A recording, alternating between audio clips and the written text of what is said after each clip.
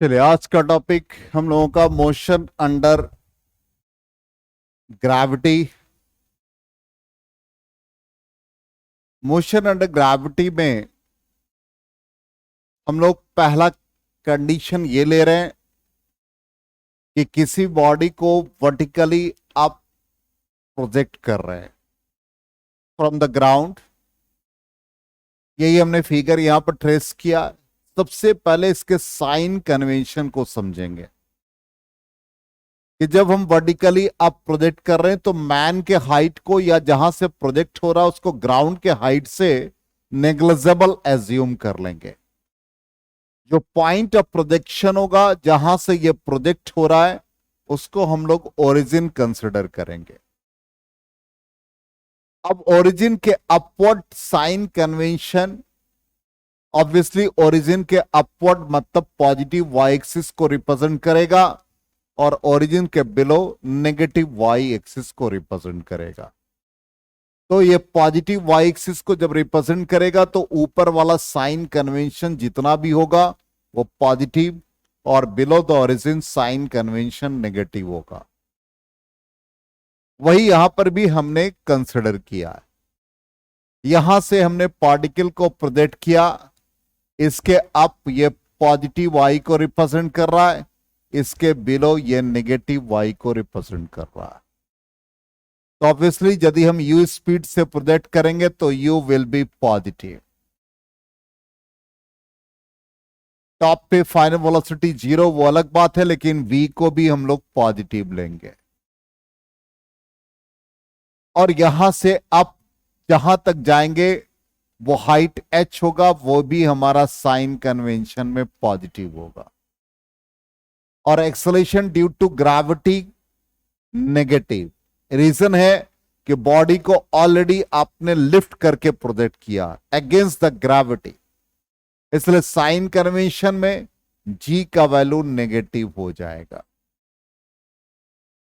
तो यही हमने लिखा, taking initial position as origin and direction of motion that is vertically up as positive, a negative as acceleration is downward direction, क्योंकि acceleration का direction हमेशा toward the centre of the earth and directed radially inward होता है।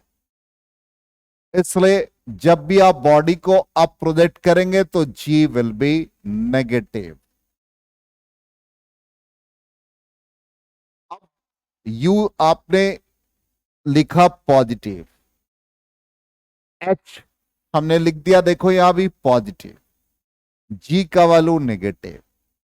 अब हमारे पास जितने भी equation of motion v is equal to u plus a t, इसको रिप्लेस करें।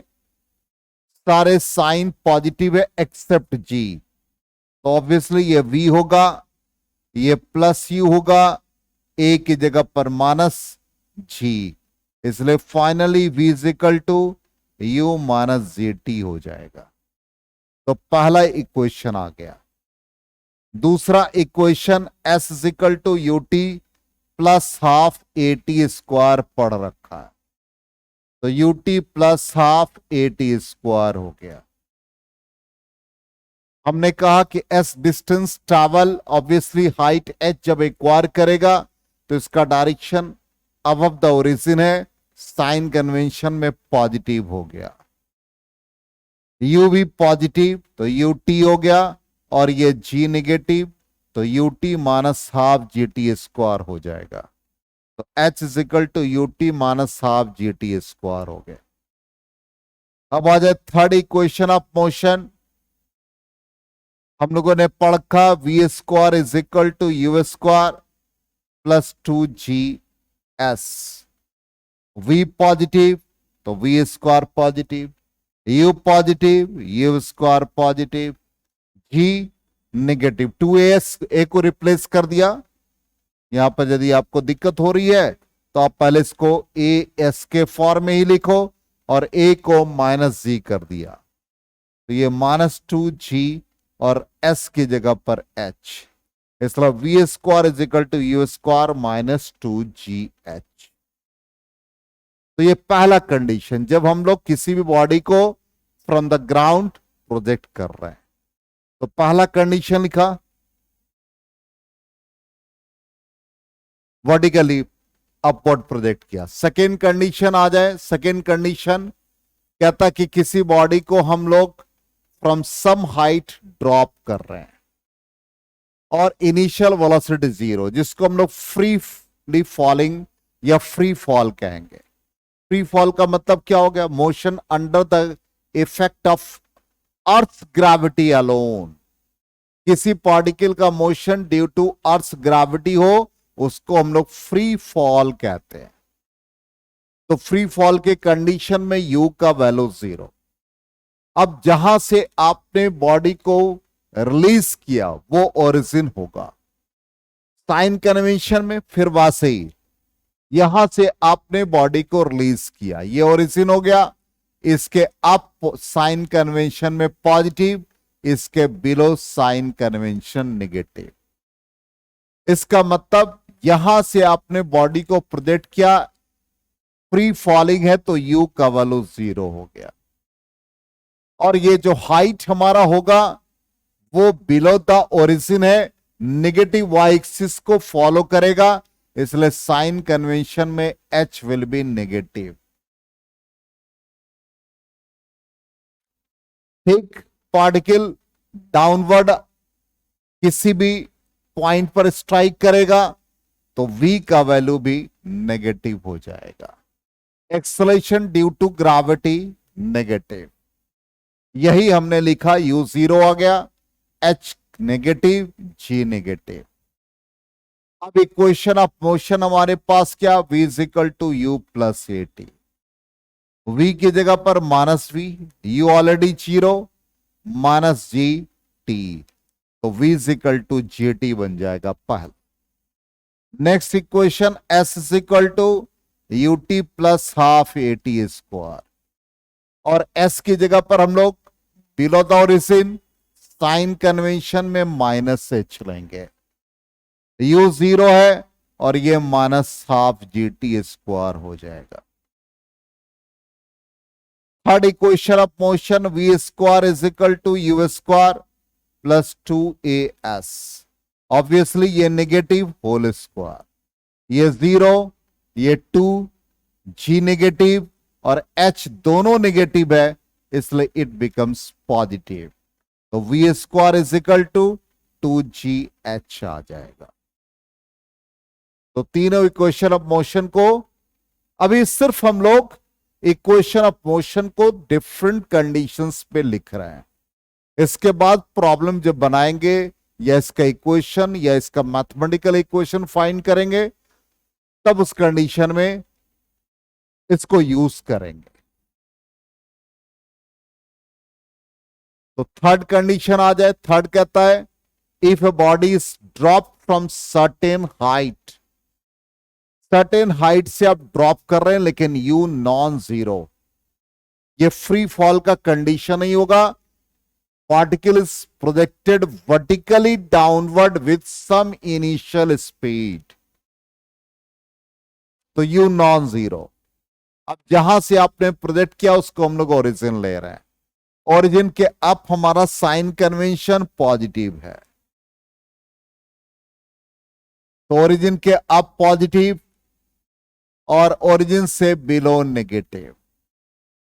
ऑब्वियसली यू का डायरेक्शन बिलो है, इसलिए you will be negative. H height, ये हाइट बिलो है, इसलिए ये भी नेगेटिव। जी ऑलरेडी हमने कहा नेगेटिव। अब इक्वेशन ऑफ मोशन हमारे पास है v is equal to u plus a t. V भी निगेटिव, यू भी निगेटिव, जी भी निगेटिव, तो v is equal to u plus g t हो गया। नेक्स्ट आ जाए s is equal to u t plus half a t square. अब s की जगह पर minus h, u minus t minus half G T square, then h is equal to u t plus half G T square. ये भी equation आ गया। अब आ जाओ, v square is equal to u square plus 2as, तो minus v का whole square, ये माइनस यू का होल स्क्वायर, 2g, ए की जगह पर माइनस जी और s की जगह पर minus h, then v square is equal to u square plus 2gh। ये इक्वेशन आ गया। तो तीनों कंडीशन में हम लोगों ने इक्वेशन ऑफ मोशन को लिखना सीखा। अब यहां पर हम लोग कुछ इंपॉर्टेंट रिजल्ट्स फाइंड करेंगे। तो पहला रिजल्ट कहता है कि velocity with which particle is projected, किस वेलोसिटी से आपने पार्टिकल को अपवर्ड प्रोजेक्ट किया। तो ये कैसे एक्सप्रेशन आया, u square is equal to 2gh या u is equal to under root 2gh। जब पार्टिकल को आपने फ्रॉम द ग्राउंड प्रोजेक्ट किया तो वर्टिकली जब ये अपवर्ड जाएगा और at top final velocity becomes 0। और हमने आपको क्या रखा, ये पॉजिटिव वाई एक्सिस को रिप्रेजेंट कर रहा है, तो u will be positive, h will be positive, g will be negative. अब यहां पर हम लोग equation v square is equal to u square plus 2as, तो यहां पर ये पॉजिटिव हो गया, तो ये 0 हो जाएगा एट द टॉप। तो v को 0 पुट कर दें, ये ऑलरेडी पॉजिटिव, a की जगह पर माइनस जी और s की जगह पर h, तो ये क्या आ गया, u square is equal to 2gh, then u becomes under root 2gh। इतने वेलोसिटी से पार्टिकल को आपने अपवर्ड प्रोजेक्ट किया, इसलिए इस कंडीशन में u is equal to under root 2gh हो जाएगा। नेक्स्ट कहता maximum height attend by the particle. अभी जो आपने फाइंड किया वैल्यू, उसी से हम लोग मैक्सिमम हाइट को निकाल सकते हैं।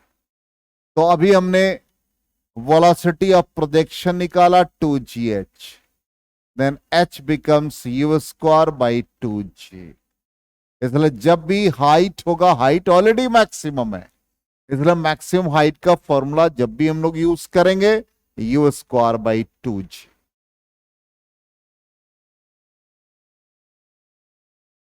Third, time of ascent, time of descent. यदि वाटर रेजिस्ट सिंपली जितने भी एयर रेजिस्टेंस है, मतलब जो resistance offered by the medium, इसको हम लोग नेग्लेक्ट कर रहे हैं। तो एयर का रेजिस्टेंस नेग्लेक्ट कर रहे हैं, विस्कस ड्रैग को नेग्लेक्ट कर रहे हैं, मतलब जितने भी अपोजिट नेचर के फोर्सेस हैं सबको हम लोग इग्नोर कर रहे हैं। उस कंडीशन में टाइम ऑफ असेंट और टाइम ऑफ डिसेंट इक्वल होगा। टाइम ऑफ असेंट का मतलब पार्टिकल को आपने अपवर्ड प्रोजेक्ट किया, कितने टाइम ये पार्टिकल अप जाएगा, टाइम ऑफ असेंट, और कितने टाइम में पार्टिकल नीचे आएगा, टाइम ऑफ डिसेंट। ऊपर जाने का टाइम और नीचे आने का टाइम दोनों इक्वल होगा यदि हम एयर रेजिस्टेंस को नेग्लेक्ट कर दें, और दोनों को जोड़ देंगे तो कितने टाइम पीरियड में पार्टिकल एयर में है, इसी को हम लोग कहते हैं time of flight. The time during which a particle remains in air, वो टाइम जिसमें पार्टिकल एयर में है उसको हम लोग टोटल टाइम ऑफ फ्लाइट कहते हैं। वो टाइम ऑफ असेंट और टाइम ऑफ डिसेंट का सम होता है। अब कितने टाइम में ये ऊपर जा रहा है, कितने टाइम में नीचे जा रहा है, कैसे आप निकालेंगे। तो मान लो आपने पार्टिकल को प्रोजेक्ट किया ग्राउंड से, और ग्राउंड से जब प्रोजेक्ट करेंगे eight the top final velocity becomes 0। यहां से प्रोजेक्ट किया और टॉप पर गया, तो at the top final velocity becomes 0। U velocity से प्रोजेक्ट किया, इक्वेशन ऑफ मोशन यूज किया, v is equal to u plus a t. देखिए हम बार बार साइन कन्वेंशन को भी यूज कर रहे हैं, ऑलरेडी पढ़ा दिया तो भी यूज कर रहे हैं। साइन कन्वेंशन आप एक बार दिमाग में बिठा लेंगे आपको दिक्कत नहीं आएगी। तो at the top v0, u हमने क्या कहा, जहां से पार्टिकल को प्रोजेक्ट करेंगे वो हमारा ओरिजिन हो जाएगा। इसके अप पॉजिटिव, इसके बिलो नेगेटिव। तो v positive, fine at the top v0, u positive, a का वैल्यू -g, और ये टाइम ऊपर जाने का, it is the time of ascent. तो time of ascent is equal to u by G. हमने कहा कि जितना टाइम में ये ऊपर जा रहा उतना ही टाइम में नीचे आएगा। तो टाइम ऑफ डिसेंट ये भी इतना, जो कि E और V इक्वल हो जाएंगे। ठीक, मान लो टाइम ऑफ डिसेंट आप निकालना चाहते हो, किसी बॉडी को फॉल कराया, फ्री फॉलिंग, आप उससे निकाल सकते हो, वहां पर यूज कर लो U प्लस 80। ठीक, टॉप से रिलीज किया U0, डाउनवर्ड है तो ये टॉप से जब रिलीज करोगे तो ये ओरिजिन बन जाएगा। तो साइन कन्वेंशन में -g, ए की जगह पर -g, टाइम ऑफ डिसेंट। तो टाइम ऑफ डिसेंट क्या आ गया, v बाई जे।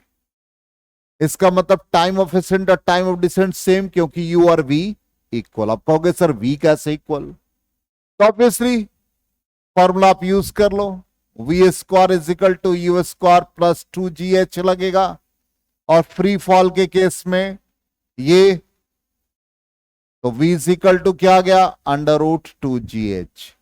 और ये देखो किसके बराबर है, जितने स्पीड से आपने प्रोजेक्ट किया उतने ही स्पीड से ग्राउंड पर स्ट्राइक किया, इसलिए u और v इक्वल। इसलिए हम लोग इसको टाइम ऑफ डिसेंट को भी u बाई जी लिख सकते हैं। तो यहां पर भी लिख दिया u बाई जी।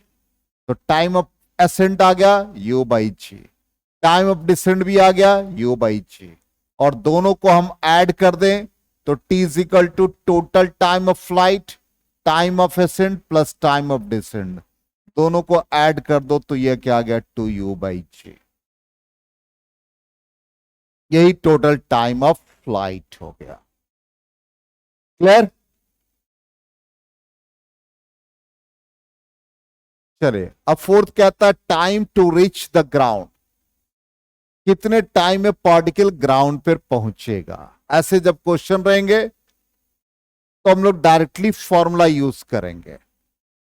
तो मान लो फ्री फॉल का कंडीशन ले लिया, पार्टिकल को यू स्पीड से वर्टिकली डाउन प्रोजेक्ट किया, जहां से आपने प्रोजेक्ट किया फिर साइन कन्वेंशन ओरिजिन, इसके ऊपर वाला पॉजिटिव, इसके नीचे वाले सारे साइन नेगेटिव। अब formula S is equal to U, time का फॉर्मूला यूज करना है, इसलिए U T plus half A T square.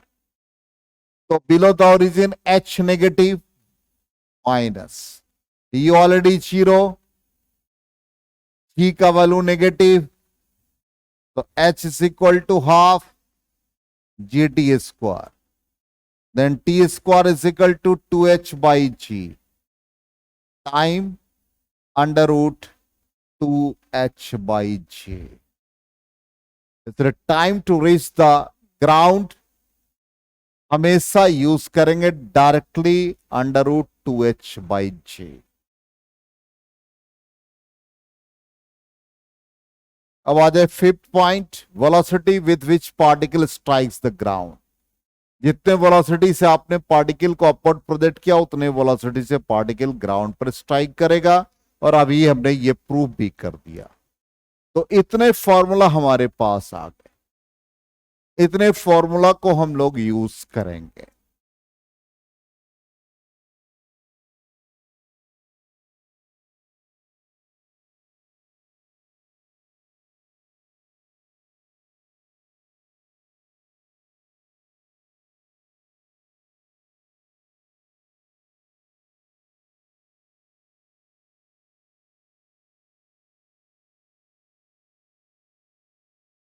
यहां तक क्लियर है?